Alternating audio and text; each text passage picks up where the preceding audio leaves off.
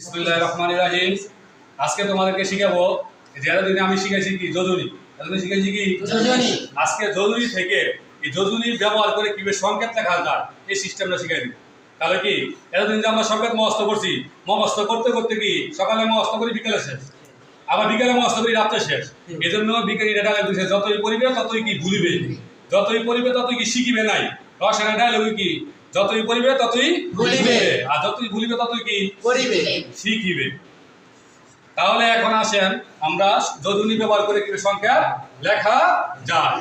তাহলে একটা সংকেত আমরা লিখি অ্যালুমিনিয়াম সালফেট। কি লিখলাম?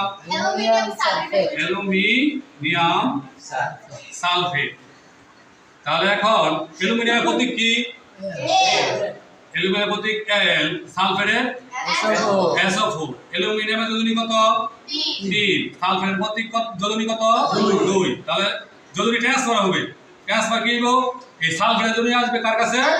অ্যালুমিনিয়ামের কাছে। তাহলে লেখো, তাহলে অ্যালুমিনিয়ামের কাছে লিখলাম কি হলো 2, আর অ্যালুমিনিয়ামের যোজনী যাবে কার কাছে?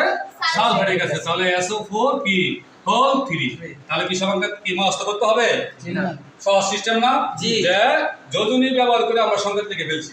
তাহলে এটা কি একবারে অটোতে আসছে না? তাহলে মুখস্থ ছাড়া সিস্টেম যদি আমরা জানি, টেকনিক যদি জানি, তাহলে শিক্ষা কি সম্ভব? সম্ভব না অসম্ভব? সম্ভব। ধন্যবাদ সবাইকে।